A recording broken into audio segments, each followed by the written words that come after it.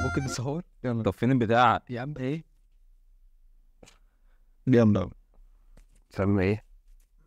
بص يا اسطى، بعد كده يعني بحطه بس كده. فا طب ممكن ابدا الحلقه ابدا عادي وانا وقتني بشوف حاجه يا عم. كده بتشوف حاجه تكنولوجيا برضه. شيل دي. ايه؟ ما هو بص افهمك حاجه. القلم يا اسطى بتستخدمه، شايف ده؟ القلم بتستخدمه ازاي اهو كده. حلو، تيجي تحطه كده. شيل دي. لا احنا بجد عايزين نبدا. طب ابدا. ابدا وكفايه لعب بقى. لا والله انا بشوف حاجه مهمه. طيب مش ممكن نحطه بقى كده؟ انا بشوف حاجه مهمه. بص على الكاميرا، بص على الكاميرا. ايه ده؟ احنا لا بنركز. طب بص على الكاميرا، بص على الكاميرا. السلام عليكم، اسبوع جديد وحلقه جديده من دول 3. سيبك بقى منه، خلينا نبدا الحلقه. هو بيلعبوا اساس انا عايز ابدا الحلقه بجد. يا ابني والله ابدا بشوف احصائيات يا تسوي في ايه. احصائيات ايه يا عزام؟ بتشوف احصائيات؟ بتشوف ماتش كلاب بروج واستون فيلا. فينو. بخش يلعب بعد كده. لو قلت لي اسامي مين دول اديك 20 جنيه. ده كانيلو. ده اسمه ايه؟ ده اللي هو كنت قاعد بتفرج على الماتش. اسمه ايه بقى؟ اسمه تريبل جي. بالظبط. طيب السلام عليكم، اسبوع جديد وحلقه جديده من دول تريبل جي.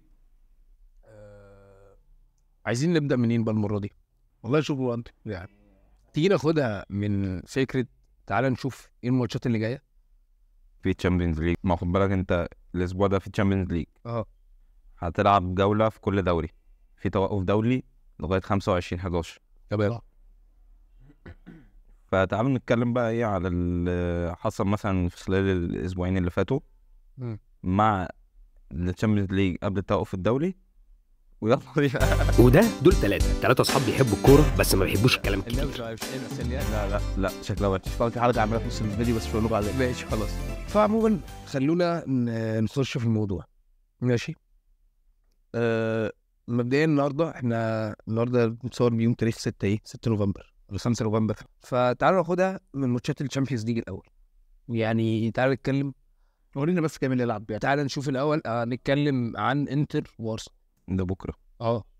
طيب احنا ممكن نبدا بماتشات النهارده. عايز تبدا بماتشات النهارده؟ نبدا بماتشات النهارده. نبدا بماتشات. عندك النهارده في ماتشين مهمين، يعني اكتر من ماتشين كمان. نبدا بماتشات النهارده. بص عندك اهم حاجه يعني، او الماتش اللي هو مش هيبقى في تقيل. ماتشات مهمه. في ماتشات مهمه، بس هو ريال مدريد وميلان.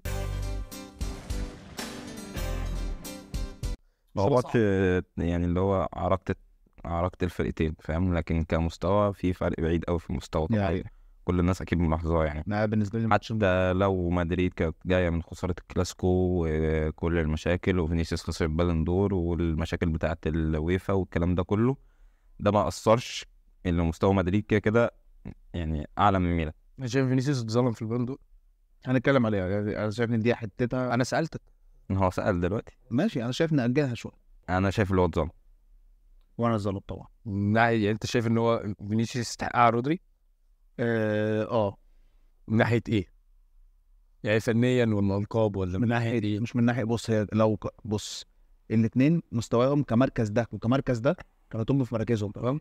بس فينيسيوس كان موسم بالنسبه لفينيسيوس حاجه تانية خالص. بالنسبه للبطولات اللي خدها كان مصر في كل بطوله.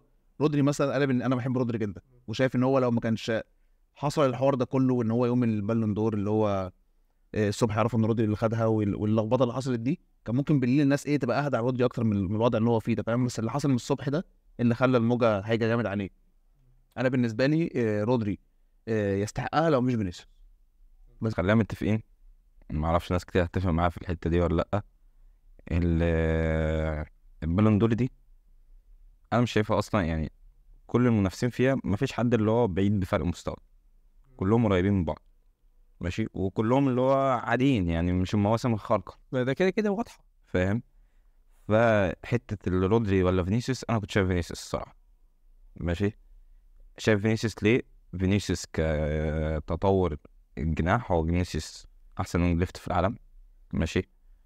مساهماته مع مدريد حتى اللي هو شارك بدور اساسي في اللي هم ياخدوا من دوري الابطال، جون في النهائي ومش عارف ايه، وبايرن سيتي والكلام ده كله. ومشوار ريال في الابطال ما كانش سهل السنه اللي فاتت، يعني عكس كان في ساعات بطولات بتبقى اسهل من كده. السنه اللي فاتت لا، ما كانش سهل خالص. هو كان مؤثر في البطولات دي كمان. بالظبط. فلا فينيسيوس كان مؤثر. حته البرازيل يعني كمنتخب، هو فيها حاجه غلط مع البرازيل. بس انا شايف كده يعني. طب انت شايف مثلا رودري ما كانش مؤثر مع السيتي او مع اسبانيا او مؤثر طبعا مؤثر. يعني مثلا بس اسف معلش قبل ما نكمل السؤال، انت كنتوا الاثنين بالنسبه لكم التاثير ده اللي هو يجيب جون في النهائي ويعمل، ولا التاثير يعني ممكن عادي يطلع من الماتش لا جون ولا اسيست، بس تاثيره في الملعب لو الراجل ده طلع مثلا دقيقه 45 شوط تاني باظ بالنسبه له. بالنسبه لكم التاثير معناه كده ولا معناه كده؟ رودري طبعا مؤثر جدا مع السيتي، وباينه لكل الناس بعد ما اتصاب. من ساعه ما اتصاب وهو بص اصلا السيتي حتى لو تكسب بالعافيه 3-2 1-0 خسرت من بونموث 2-1 في الابطال. هي ما بتلعبش فرق كبيره بس فاهم. فمستوى السيتي طبعا بغياب رودري متاثر، وده قلناها قبل كده هيتاثر. اللي انا بتكلم فيه رودري مؤثر مع السيتي، بس هي منظومه متاثره بيه ماشي، بس هتكمل فاهم يعني. ممكن ما تخسرش الدوري، خسرت بيلعب في اللعب بقى لها 3-4 ماتشات السيتي مش تلعب وحش ماشي، بس ده هالاند مش عارف ما بيروحلوش كور، اللعيبه على وينجات ما بتتحركش صح. بس بص اكتر لما دي بروين يرجع مثلا. دي بروين كان المثال ده كان موجود السنه اللي فاتت. دي بروين لما ما كانش موجود، بص انا بشوف ان رودري عرف يلعب، رودري السنه اللي فاتت عرف يلعب شويه من دور دي بروين مش عارف يلعب من دور رودري، مش عارف يلعب دور رودري كدفاعيا. انا معاك عموما لا مش لا انا مش عارف لا دي بروين عمره بيلعب 6 يعني 6 ده اللي هو عايزين بيتكلم فيه يعني. هو عارف قصده ان هو دي بروين مش عارف يعمل الدور الدفاعي بتاع رودري. خد بالك رودري اللي هو يقطع الكوره ويباصي، لا دي بروين يعرف يباصي يعرف يتعامل. هي رودري او السيتي مش الفريق اللي بيلعب يعني، مش الفريق اللي الستة بتاعه بيقطع كوره كتير، لا غالبيه 90 دقيقه الكوره في رجل السيتي. ممكن بس اقول حاجه، هو مستوى السيتي برضو متاثر يعني، خلينا متفقين بحاجه زي دي. غير رودري وقوع السيتي السنه دي لاسباب كتير جدا غير غياب رودري، اهمها ماشي رودري، بس في اسباب تانية ما اعرفش الناس واخده بالها منها ولا لا.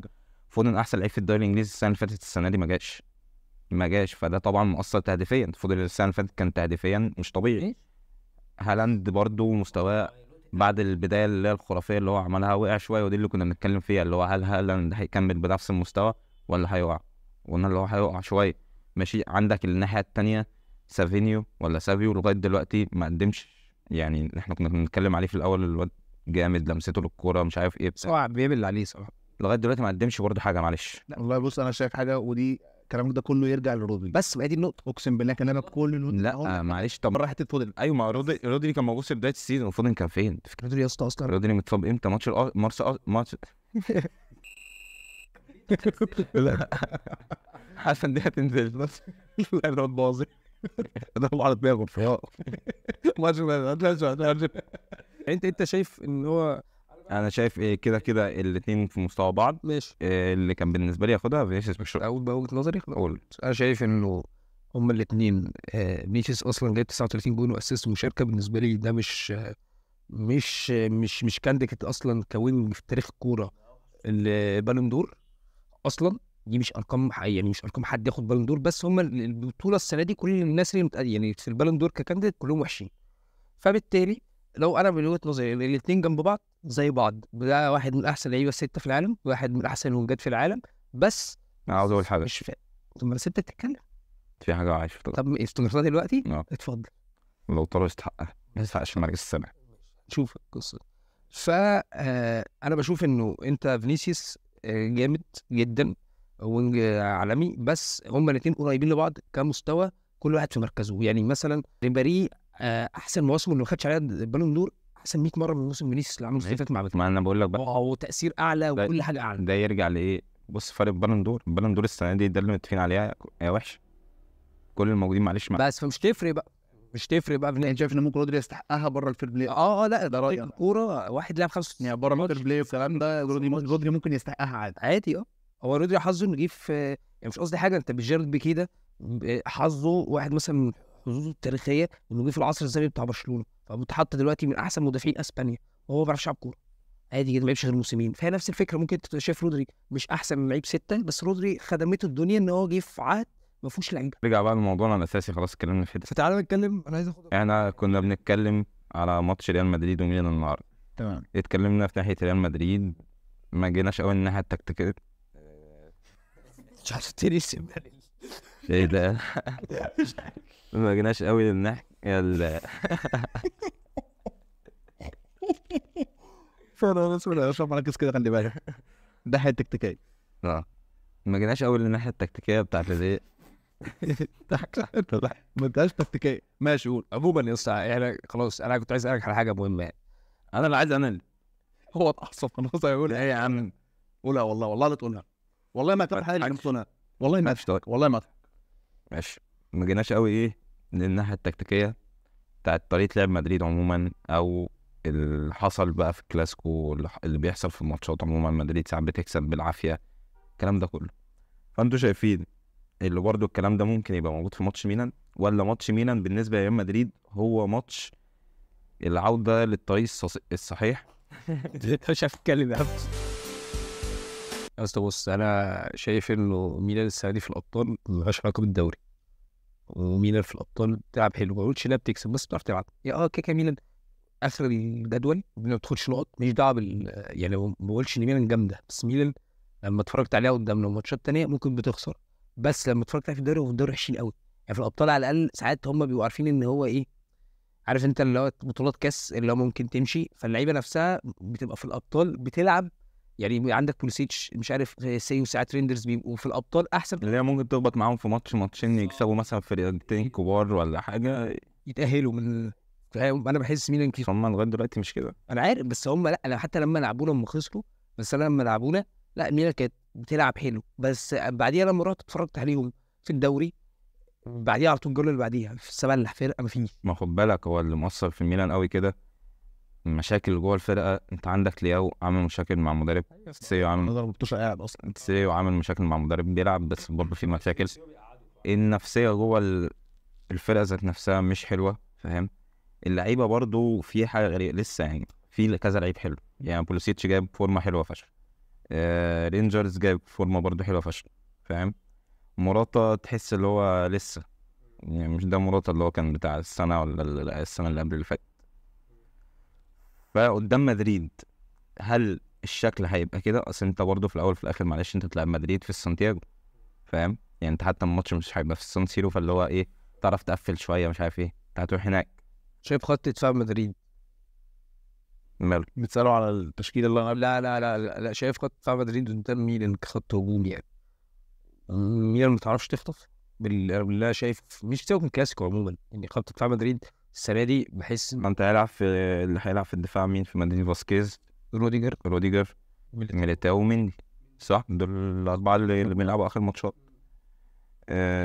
ممكن بس تبقى نقطه الضعف لو فاسكيز. لو ما انا لسه بقى فاسكيز، بس على ايه؟ لو لياو لعب اساسي دي اول حاجه. ولو لياو في يوم، بص هو لياو هيلعب اساسي في الابطال، مزاجي، لانه ساعه المشاكل دي ما كانش بيلعبوا في الدوري، جوه قدامنا لعبوا في الابطال. لعيب مزاجي، فاهم؟ هو هيستغل اللي هو هيلعب النهارده هو مزاجه رايق. افتكرت حاجه.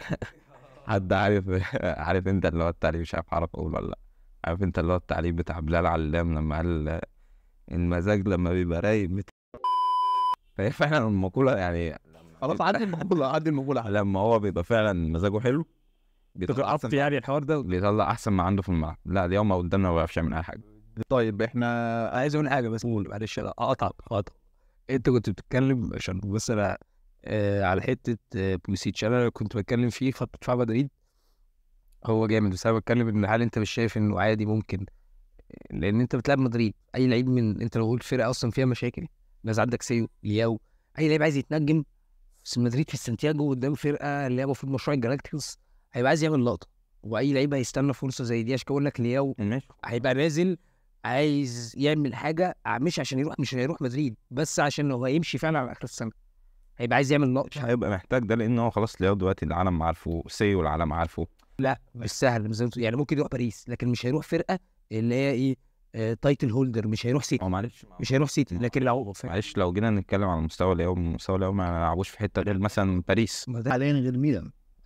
يعني ممكن باريس على فكره برضه مش حلوه، التغلب المزاجي باريس مش حلوه، فاهم؟ دي النقطه اللي بتكلم فيها يا، ودي بتحصل عادي في كل الفرق. بتبقى في ماتشات في الموسم اللعيب بيبقى نازل هو عارف ان هو اخر موسم ليه هنا ممكن يمشي، فبيركز في الماتشات الكبيره ان هو ينزل يجيب اخره، عشان لما يجي في الصيف لما يجي بقى يجي له عرض، يجي له من حد بينافس، يجي له بقى من سيتي، يجي له من يونايتد، يجي له من حد عادل. ممكن يونايتد مش كويسه بس يجي له من فرقه هو مش رايح ياخد فلوس وخلاص، عشان كده بقول لك هو ممكن، انا بشوف انه الماتش كده كده 100% مدريد. بس مش 100% وانت ما تعرفش برضه الكوره فيها ايه. بس طب انت شايف بقى ايه عشان نقفل ملف مدريد ده خالص؟ انت شايف الماتش يخلص كام؟ انا توقعي الماتش ده يعني 2-0 مدريد. والله بص انا اقول لك رقم خلاص طبعا، بس الماتش ده يا اما مين هتكسب يا اما مين هتكسب. لا هقول لك ما طبعا هي دي طبعا اكيد، بس هفهمك ليه. دي بديهيات. انا هقول لك الماتش واضح. بص يا صاحبي، انا قصدي ان الريال بالمشاكل اللي في اوضه اللبس بالمشاكل اللي في اوضه اللبس وبعد الكلاسيكو وبعد حوار فينيسيوس، يا اما اللعيبه نازله اصلا عايزه تكسب قوي ممكن تكسب، يا اما ممكن عايزه تكسب قوي اصلا فتخسر. فاهم حاجه؟ اللي هو اقسم بالله ما بهزر، اللي بيحصل ده اصلا بيؤدي للخساره. فاهم ضغط قصدك. جامد وبتاع. لا فاهم قصدك، بس هي هتيجي معاهم بنتيجه هي دي ما تعرفش بقى. كل الحاجات اللي حصلت دي هتيجي مع لعيبه ريال مدريد بنتيجه ايجابيه. شايف كام؟ قلت كام؟ 2-0 انت قلت كام؟ 3-1 مدريد. ماشي انا شايف 3-0 ولا ماشي مدريد. مدريد يا باشا. الماتش اللي بعده برضه ماتش مهم في النهارده. ليفركوزن وليفربول. ليفركوزن وليفربول. اتكلم يا اخويا، في ايه؟ اتكلم مالكش دعوه. الماتش عندكم في الانفيلد. متوتر لان الليفر اتوتر فقال لك ايه يلعب في حاجه. الماتش في الانفيلد النهارده الماتش في الاول. ماشي يعني. بص خلينا متفقين، ليفركوزن السنه دي مش هي ليفركوزن وحشه قوي. والليفر السنه دي الليفر حلوه. ايوه ماشي، انا بكلمك اللي هو الفرقه اللي الناس كانت حاطه عليها توقعات عليها. يعني كان السيزون اللي فات دي هبطت ودي عليت. فاهم؟ ايوه ليفركوزن السنه دي مش هي خالص في الدوري. تقريبا أربعة فوز 4 تعادل وخسارة أو حاجة كده يعني على ما أتذكر. مش نفس البدايه، مش نفس. فاهم؟ بص ليفركوزن فرقه حلوه، سكواد حلو، طريقه لعب ليفركوزن طريقه مؤذيه لليفربول عموما. ليه؟ يعني ايه مؤذيه ليفربول؟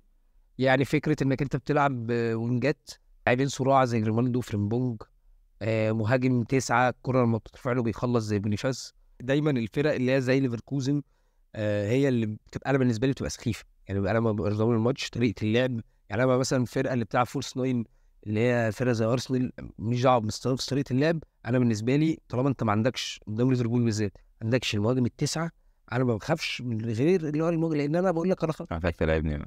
ايه؟ محتاج ما تلعبني. عندكش مهاجمين ولا 9 ولا 8 ولا 10 حتى. خد بالك الغزال الفرنسي نزلت في هيفوق عليك يعني. زي ما فاق كده. يا عم هو مش وفاء بلاي ستيشن، ماركوس تورام يا عم. ماركوس تورام شوف يا عم لعبت 6 ماتشات في البلاي ستيشن.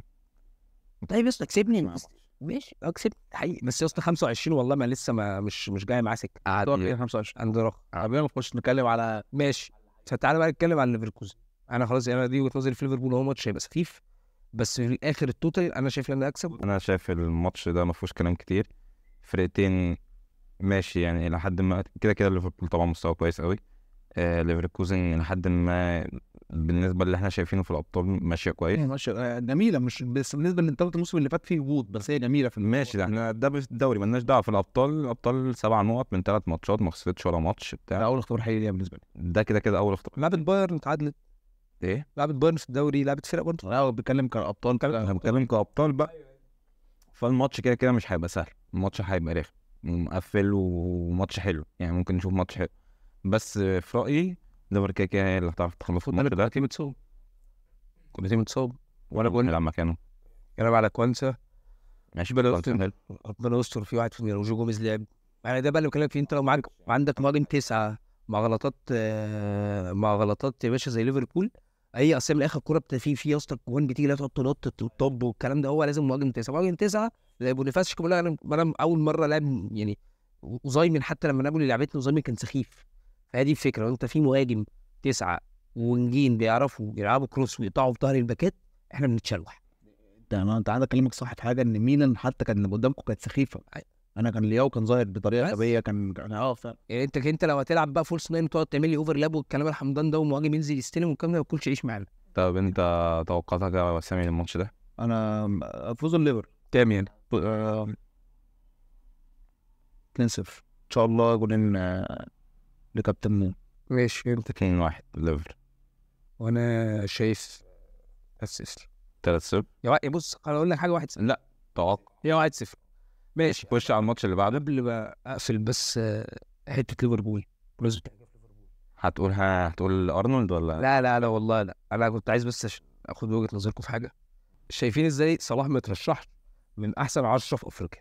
هو من احسن 30 كمان في البالون دور. ماشي، بس سيبك من خلاص ايه، قفلنا ملف البالون دور، مش عايز ارجع له، مش هنقعد. صلاح ما ينفعش اللي هو يخرج اصلا من ال 30 بتاع البالون دور ده، غير اللي انا شايفه اللي هو يخش المفروض في التوب 10، غير اصلا بقى احسن 10 في افريقيا. دي حوار تاني خالص. في ناس منهم مش معروفين بس اجيب لك الباقي عشان فعلا يعني اللي معروف دخل مثلا في مين؟ لوكمان، حكيمي، سفيان رحيمي، ايه بون، لا سفيان رحيمي، سفيان رحيمي، حد سامع، حاطين سامع دينجرا بتاع كوتوفوار يا اسطى. حاطين بونيفاس. لا مش حاطين اصلا بونيفاس كمان. لا بونيفاس هيبقى مش حاطين مش حاطين. لا انا عايز اتكلم على لعيب معين، مش حاطين اوزايمن. ماشي، بس اوزايمن الموسم اللي فات ما يستاهلهاش الصراحه. لا بس هو لو انت اوزايمن ما يستاهلهاش، انت طب ثانيه بس، انت على اساس ايه حاطط سامع دينجرا؟ اللي هو كان موجود مع كوتيفوار. حطيت كريستيان هالر ليه؟ ما هو ده بقى معتقد. كريستيان هالر اللي جاب الجول اللي اهله. ايوه بس ما بقول لك ماشي، حاطط سفيان رحيمي حلو. مش حاطط فرانكيسي يا عم سيبك فرانكيسي، مش حاطط فرانكيسي على فكره مع كوتيفوار مؤثر فشخ البطوله، فاهم؟ كعبي هداف الكونفرنس. ايوه الكعبي الكعبي هداف الكونفرنس ليج السنه اللي فاتت، واخد مع اولمبياكس الكونفرنس وهداف الكونفرنس. واد منهم ما اعرفش جنسيته ايه، مش فاكر، بس كان في الدرجه الثانيه الفرنسي.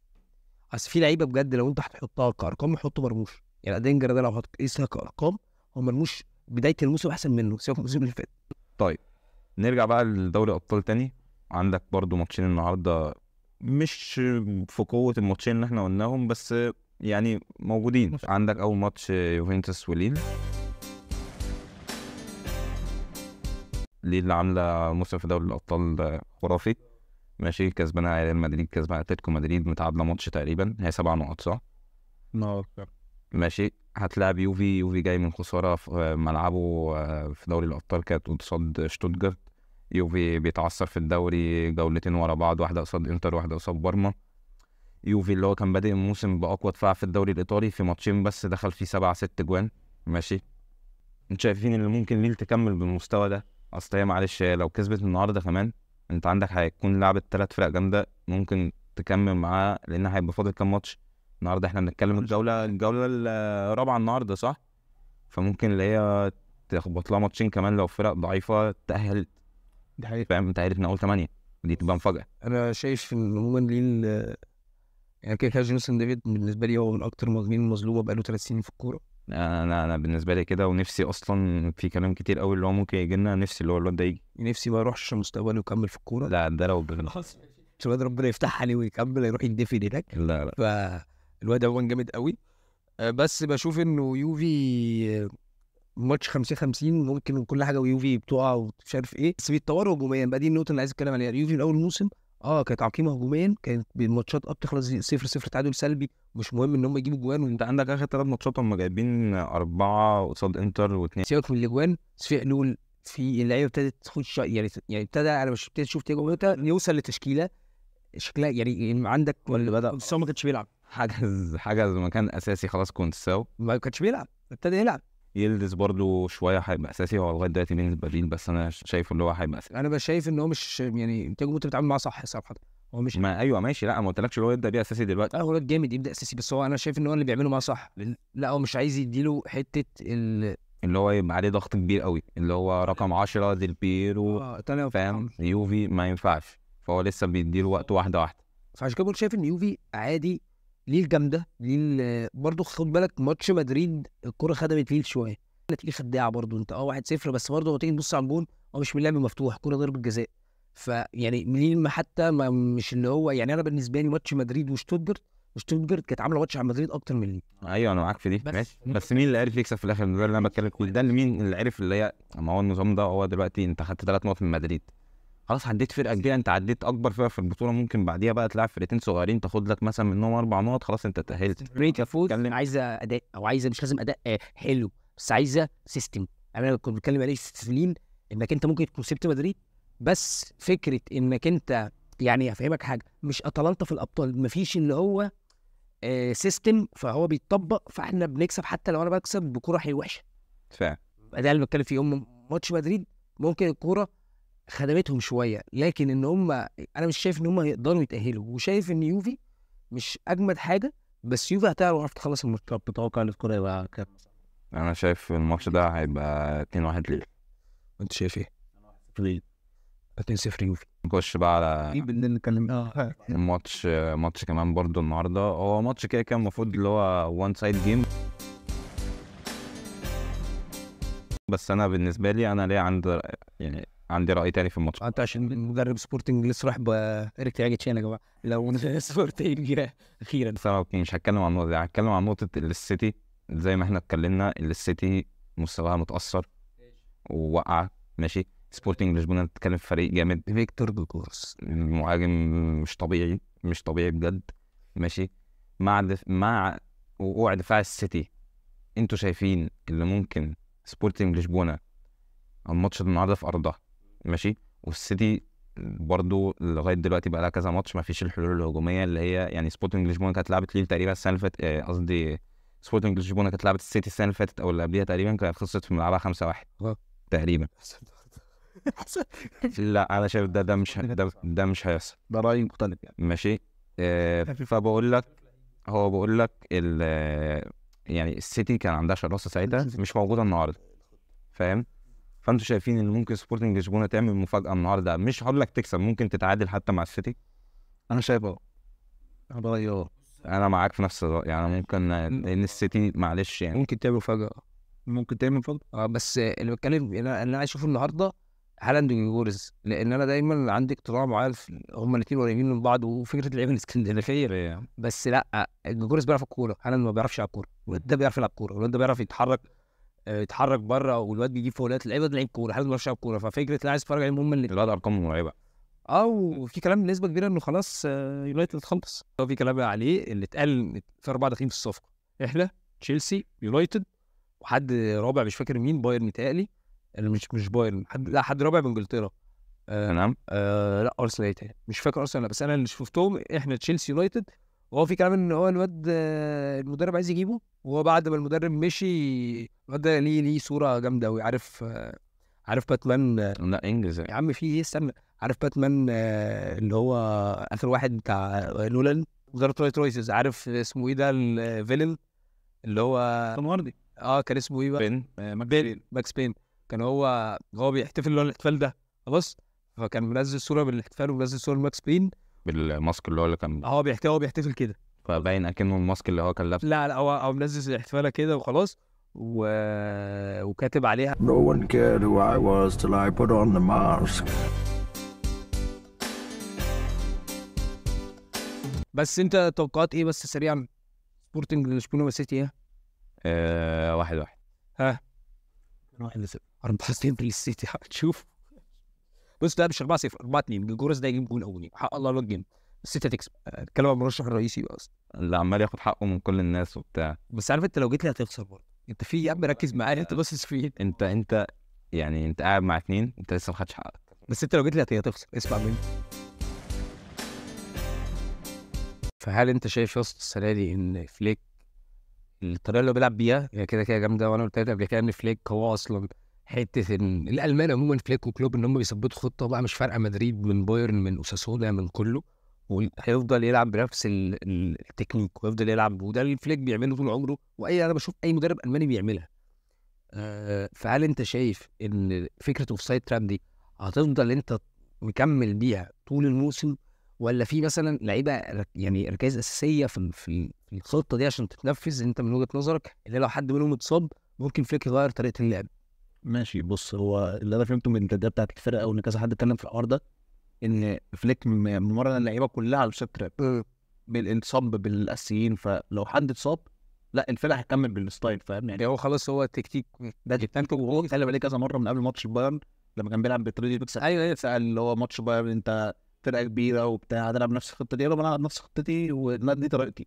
كسب الماتش. نفس الكلام الريال بقى والسرعات، وانت بتلاعب فرقه في احسن لعيبه في العالم، الكلام ده بنفس الخطه وهنشوف، وكسب، فاهم؟ سواء بقى خسر او كسب زي ما انت قلت، الالمان هو والفليك هيلتزم بنفس الخطه. طب انت شايف ان مبابي حته الاوفسايد تراب، عشان انا شايف ناس كتير قوي جت على مبابي حته الكلاسيكو دي بفترة يعني هم مبابي راح بكورتين 3 ضيعوا، ده حوار كبير عامه، حوار. بس انت انا بشوف جماهير ريال مدريد حاطه في مخيلتها كريستيانو رونالدو، وهيفضلوا في طول زي ما انت في جماهير برشلونه، بس انتوا شويه عندكم انتوا ما بتكرهوش يامال بميسي، ما بتكرهوش حد بميسي، لان انتوا عارفين ميسي في حته ثانيه. حلو. فهم لسه عندهم حته اللي هو دايما بص مع تشيلسي بس هم مش بيقارنوا حد مش بيقارنوا في مخيلتهم ان هو فهمك كمان. هو رايح انفرادتين مالهاش علاقه. انت رايح انفرادتين وكان مبابي مش بيجنيها وعارف انت لو شاطها بطريقه مثلا حلوه او شاطها وبينا تالق قوي وشالها، لا هم الكورتين شكلهم فعلا يعني ماشي ما يتشطوش من بس مبابي. عادي يعني انا بتكلم فيه انه عادي تطلع اللعيبه كان مستنيه منه الكلاسيكو ماتش والواد رايح خسرانه ورايحين انفراد، طب الحقنا بجول. بس خد بالك برضه لازم تبقى فاهم فكره الهزه النفسيه انك جبت جول بعد كده اوف سايد، بعد كده واحد طبعا احتفل ولقطه على الفاضي، بعد كده رحت كوره تانيه ضاعت. هو رافينيا ردها له بس رحت تاني ضاعت والله عجبتني قوي بعد كده رحت كوره تانيه ضاعت. في نفس الوقت انت انا بشوف ان الماتش ده لو كان فيه توني كروز كان سايد درافا تطرد عادي، يعرف ممكن لكن انت اللي بيطلع لك كور روديجر وميليتاو وفاسكيز لعيبه اصلا ما مفيش لعيب بصير يعرف يوديه اللي هو يكسر معاه بالظبط. دي حاجه. تاني حاجه انها تانية فينيسيوس برضه ضيع. هو مبابي عشان هو اكتر واحد واقف في الاوفسايد عشان انت اللي بتلعبه مهاجم، عشان هو اللي دايما هو اللي يعرف يكسرها اسرع. لا عشان لا هو الفكره كلها ان مبابي هو اللي هو بيلعب مش 3-2 بس، هو مبابي هو اللي بيقطع وفينيسيوس بيجي عليه يسند، يعني فينيسيوس هو اللي بيجي له من ورا مش العكس. حلو. وفي نفس الوقت مبابي قدام برشلونه مش هقول لك نفس السكواد ده بس هو بيعرف يلعب. يعني السنه اللي فاتت لما لعبكم ساعه باريس حلو انتوا باريس تاهلت حلو، مبابي كان في الماتش التاني عامل ماتش جاب جابونين. لا في ماتش قبل كده جاب فيها هاتريك اللي هو كان في كامب نو ده 2021 ده بكده. فانا بتكلم فيه انك انت مبابي هو على الشمال هيفضل طول عمره. انا بالنسبه لي على الشمال مبابي هو وينج ليفت هو لعيب مرعب، وانا بالنسبه لي مثلا كار 2 وانا بالنسبه لي مبابي اصلا الار 2 بتاعته احسن من فينيسيوس. يعني انت بتلعب ما بيعرفش يعمل نقطة. لو انت بتلعب كوينج ليفت وبتقطع وتشوط هو مبابي احسن. فانا بشوف الناس جايه شويه عن يعني هو فليك نفذها حلو قوي وبرده في جزء كبير على انشيلوتي. يعني انا ما اعرفش توجد انا وجهة نظري اللي هي كانت يعني الناس اتحملت على مبابي قوي زي ما انت بتقول، بس يعني المفروض الحمل الاكبر كان على انشيلوتي. انت لازم المفروض عارف ان انت هتلعب فرقه بخطه معينه هي مطبقاها اصلا قبليك في يعني مش حاجه جديده ما نزلتش فاجئتك، هو قال تصريح قبليها اصلا فاهم. فانت المفروض تبقى واخد في حساباتك ايوه فانت المفروض تبقى واخد حساباتك اللي انت المفروض هتلعب على طريقه معينه اللي انت تعرف تكسر بيها الاوفسايد تراب. ما عرفتش تكسر الاوفسايد تراب ممكن تعمل اي حاجه تانية فيه عادي، مش شرط ان انت ساعتها تلعب على المرتدات بس او السرعات بس. خد بالك دي طريقه ريال مدريد يا جدعان، هو انتوا برضه لازم تبقوا فاهمين ان هي مش هو مش انشيلوتي لازم يطبقها على معلش ما انت مش فرقه صغيره عشان تقول لي انت بتلعب بطريقه لعب واحده بس. دلوقتي كانوا كماتش يعملوا الفرقتين كبار تمام. فليك ملتزم بخطه وشيلوتي ملتزم بخطه. الشوط الاول خلص 0-0. انشيلوتي اكيد كان عامل حسابه ان الخطه بتاعته مش ناجحه، ان انا كل مره اعمل شوت تراب بتيجي عليا مش عارف اعملها خلاص. هم الفرقه دي عامل عليها شوت تراب حلو مش عارف غير الويانا. هو انا مش مدرب صغير. شو بقى على ايه على التوقعات انت شايف برشلونه ستار كمان سهله مش طاقه يا عم ارزع رقم النفس كله 4 يا عم الحنيوك بطن غاضي دي 13 النفس كله 5-6 يا والله عملت جالك والله العاب 6 8-6 8-6 بهزر 4-1 انتوا بتسرني في جول ده فرقه موزعه يعني كل اوف سايد التراشيم 5-0 ثلاث ضربة جزاء. ماشي بقى ايه ننهي الجوله عموما او ننهي كلامنا بقى. ده الماتش عموما في الاسبوع ده في الابطال هو ايه انتر وارسنال. فرقتين بالنسبه لي لعبهم قريب لبعض شويه. يعني فرقتين محتاجين مهاجمين بالك لو طلب ده يجيب يا عم ريح. فرقتين محتاجين مهاجم. فرقتين عندهم نص ملعب كويس، الاثنين عندهم دفاعات كويسه. فانا وجهه نظري ماتش هيبقى مش سهل على الفرقتين وفي نفس الوقت صعب من ناحيه اللي هو فكره بقى انك تتفرج على كوره حلوه. يعني صعب تلاقي في كوره حلوه. الماتش عقيم كرويا جدا. لا ده وجهه نظري. ارتيتا ينزل قافل الملعب، والتاني بتاع ايطاليا ده بتاع انزاجي ده هو اصلا ينزل يقفل ما بيصدق حد يقفل الملعب عليه يقفلوا على بعض الملعب. انت 1-0 ماشي لسه اتكلمنا قول رايي بس كان فاهم حلو. فانا عايز بقى اتكلم عن حته ارسنال عموما وارسنال وفكر ارسنال بقى له 3 ماتشات في الحمد لله. ارسنال وقت وقعه وحشه قوي، بس انا شايف ان هي اصابات. يعني الناس كلها بتقول لك ارسنال مش هتكمل مش عارف، بس شايف ان هي اصابات. اوديجارد برضه مش موجود، اصابات هتسوي بس معلش ما فيش حلول. مفيش اوديجارد. الناس كلها ما دي حاجه الناس كلها بتتكلم. الحل بتاع ارسنال عموما الوحيد بيبقى ساكن. الفرقه اللي تعتمد على يبقى واحد نتكلم مسامرة دي مش فرقه. طب وميسي اللي كان شايلكوا 4-5 سنين، ميسي حاجه ثانيه. يعني ميسي حاجه تانية، ما هو كان معتمدين عليه يا ابني. ميسي ما كانش في حد غيره في الفرقه. ماشي ده ما عادي كنت هتوصل فاينل الابطال وكنت هتتبسط وتاخدها ميسي الله اكبر يا عم، ده بيتصاب، ده هو عنده الفرقه كل الناس بتصاب فيها. ميسي الله اكبر اللي كان بيتصاب كان تاريخيا يا جماعه عموما في الكوره يا جماعه كونسبت ان لاعبين 3 لعيبه وهم اللي شايلين الفرقه، دي حاجه بتحصل عادي. دي حاجه مش يعني فكره الهوس بتاع جوارديولا وهوس ان انا 23 لعيبه اشيل لعيب واحط لعيب والدنيا تمشي لعيب. لا عادي ان في فرقه. انا في عز فرقتي انا كنت معتمد على 3-4 لعيبه بالفرقه كلها، يعني دول لو هم اللي كانوا دورين فرقه. وحصلت مع في اجيال تاريخيه في ايطاليا اللي خد بالك هو ده طبيعي. ما انت حتى جوارديولا ما هو متاثر دلوقتي بغياب لعيب. بالظبط. ففكره ان لا اصل المنظومه لا عادي، وفي الاول وفي الاخر بيبني مشروع، ممكن مشروع ما ينجحش في الاخر. ماشي بس ماشي انا معاك. اسمع، انت خدت ريسك اللي انت هتعتمد على كاي هافرتز كمهاجم. كاي هافرتز هيجي لك في ماتشين يعمل لك 2-3 ولقطتين حلوه، يجي بعديها في 4-5 ماتشات مش موجود. ساكا انا بحسه لعيب يعني ما هو حلو، وينج حلو، بس ما اعرفش في حاجه غريبه. ما بحسه مش اللي هو يخلص ماتشات، مش اللي يشيل فرقه.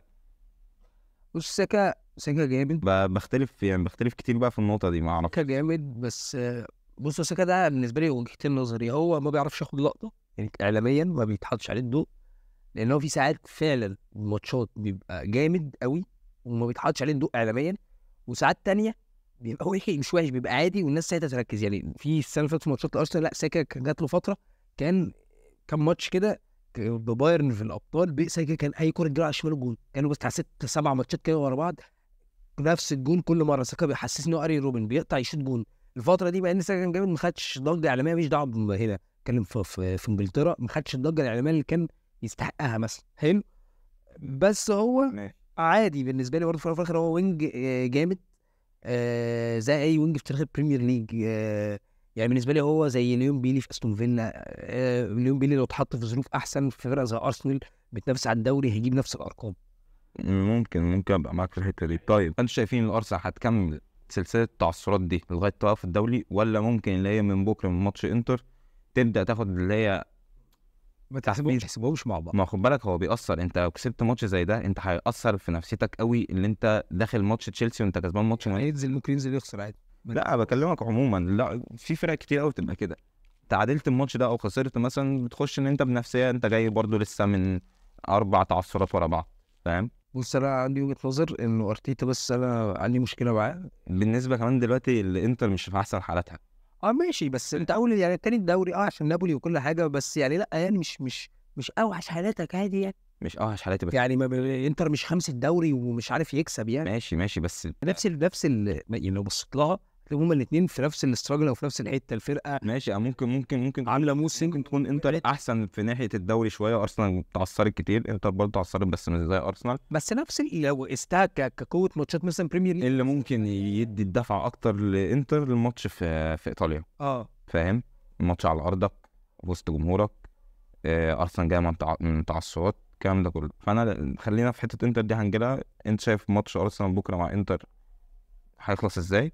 وماتش ارسنال مع تشيلسي يعني منافسه تشيلسي اللي هي ايه؟ تشيلسي دلوقتي بدات تبقى كويسه شويه. انا شايف انتر قدام ارسنال سواء في ايطاليا او سواء في انجلترا تخرج بنتيجه كسبانه ليها، سواء بقى مثلا لو في انجلترا تعادل او مكسب يعني. انت مش تخسر. انتر مش تخسر في الماتشين، لان انتر هو ماتش واحد كان يعني لا بقول لك لو هو مش بيقول ماتش في ايطاليا فهي يا بوش. انا بقول لك لو هنا او هنا انتر هتعرف تخرج بمكسب ليها، وممكن تكسب الماتشين كمان، لان انتر فيها حاجه ان هي قدام الفرق الكبيره سواء في ارض مين بتعرف اللي هو انا هخرج انا مرضي. حتى عارف لو خسرت انا مرضي برضه، انا خسران بس انا عامل شغلي. بتعرف تلعب الصراحه. ما هو برضه ارتيتا بيعرف يلعب.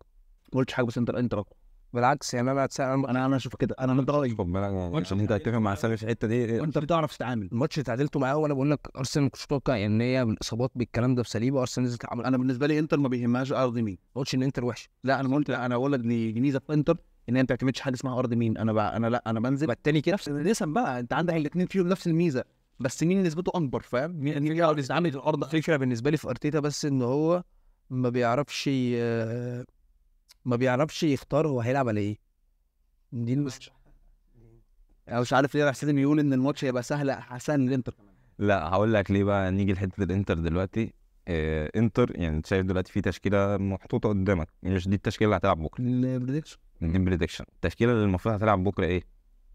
انت دلوقتي عندك باستوني في الدفاع، انزاجي لسه من شويه ان هو بيحب يغير شويه، هو مدي الاهميه اكتر لماتش نابولي الجاي في الدوري. انت عندك برضو ماتش نابولي مهم، انت بتلعب على الصداره وانزاجي عايز صداره الدوري. الابطال ممكن اللي هو عادي لو وقع الماتش ده يلحق نفسه في كذا ماتش، بس ماتش نابولي بالنسبه له هيبقى اهم. هو مريح مين؟ مريح باستوني، ومريح دي ماركو، ومريح باريلا، ومريح ترام. هي دي التوقعات. انا بقول لك بقى على التشكيله اللي هتنزل بكره، هم الاربعه دول مريحين. يعني انت اهم، يعني انا شايفهم بالنسبه لي هم من اهم الاربعه عندك في الفريق. انت شايف الاربعه دول هيريحوا؟ هي دي هيريحوا فعلا. هو دي ماركو خلاص يعني التدريبات كلها النهارده خلاص في يعني تشكيل. وحش لو لعبوا هتشوف. مش هنك وحش. لا هتشوف. ترام هيريح هيبدا تريمي، باريلا هيريح هيبدا مكانه زيلينسكي او فراتيزي، ودي ماركو هيبدا مكانه دارميان، باستوني هيبدا مكانه يعني بس مش عارف اسمه ايه بقى. اتلخبطت في اسمه بقى. ماشي. فانت هو مدي اهميه للماتش، بس مش زي الاهميه اللي هو هيبقى مديها الماتش نابولي. بص اعتقادي في حته نابولي يعني خلاص، يعني هو اصلا فاهم نابولي فرقه ما بتلعبش اي حاجه، يعني ما بتلعبش. فانت بتتكلم اللي هو مش هيفرط في الصداره يعني. خلاص هو يعني ماشي، ما هو ده اللي انا بقوله لك بقى. اللي انزاجي بيريح لبكره، لان انت ماتش برضو انت خد بالك اللي خد الانتر في الماتشين ايه؟ الماتش في ملعبه، الماتشين في ملعبه، فاهم؟ فانت ماتش انتر بكره ده انت لو عديت منه بتعادل او مكسب، انا اضمن لك انتر هتكسب نابولي وهتكمل شويه في نابولي كويسه برضه. الناحيه الثانيه نابولي عامله بدايه موسم كويسه فرقه. ماشي، بس نابولي وصلنا من اتلانتا 3-0 في ملعبها. ماشي، انت برضه نابولي في فرقه حلوه، بس بس واقع وسنه برضه فعادي واقع سنه. بس ما هو ده اللي انا بقول لك، انزاجي مركز اكتر في ماتش مين؟ ماتش نابولي. لو خسرت الماتشين اقول لك اللي انتر ساعتها لا هقول لك نجيب حل ثالث خالص معانا. هقول لك ساعتها اللي انتر مش هينافس على الدوري السنه دي، ودوري الابطال بقى لسه بدري. يلا نبريدكت بقى. ماشي، انت شايف نبدا بيك بقى انتر ولا ارسنال؟ انا شايف بقى اتوقع على الاربع ماتشات اللي هم الثلاث ماتشات هنجيلها واحده انا بالمره. ماشي، انتر ماتشين ارسنال وماتشين انتر يعني. ماشي، ارسنال يعني انا شايف ماتش انتر وارسنال 1-0 انتر. ماشي 1-0 انتر. 3-2 ارسنال. 3-2 ارسنال. ده انت متوقع ماتش فيه جوان كتير. نفسي والله مش عايز اتفرج، نفسي بس هو يطلع ماتش عقيم زي ما عشان كده بقول لك 1-0. تعالى متخيل ماتش، عارف ماتش سيتي وارسنال، اقسم بالله هو ينزلوا كل واحد فيها عامل لي كل واحد فيها بيقول لك المثلثات والمربعات ويقفل واقف هنا وانت ارسنال وتشيلسي. شايف ماتش ارسنال وتشيلسي الصراحه هيبقى حلو يعني، واتوقع 2-1 تشيلسي. 3-2 ارسنال. 2-0 ارسنال. نابولي بقى وانت. نابولي انتر انا اتوقع 1-0 انتر. 2-0 انتر. 1-0 نابولي. قفل يا ابن النبأ. خلاص بقى كده خلصنا، بس كلمة أخيرة نقفل التابلت. كلمة بقى أخيرة قبل ما نقفل، وهي إيه؟ هي عمر مرموش. عمر مرموش. أنا بس عايز أتكلم على حاجة بره. احسن لعيب في الدوري الالماني ده كده هياخدها السنه دي يا رب. بره الكورة. يعني نفسي بس إن الناس تبعد عنه شوية، والناس بقى عايزة تساعد حوار الهالوين والماسك ومش الماسك ولا ومش كده وعاداتنا وتقاليدنا. هو الواد انا بالنسبه لي نفس الناس دي لما رويس كان بيعملها ولما مومنت كان بيعملها كنت عند بالهم حلو. فبس يعني ايه الناس خف عليه شويه، لان الواد لسه في الاول وفي الاخر هو نجح لوحده، كانش حد عارفه لغايه لما نجح اصلا. حتى يعني المصريين لحد ما مرموش السنه دي اهو ما حدش كان مهتم ان يتفرج على مرموش. فنفسي بس الناس تديله تفكها منه شويه. بس لو وصلت لحد هنا ما تنساش تعمل لايك وشير. لو تعمل شير ما تنساش تعمل لايك وسبسكرايب وبس كده. واستنوني الاسبوع الجاي، والسلام عليكم. وبس خلاص، السلام عليكم. عايز تقول حاجه؟ يلا تشاو.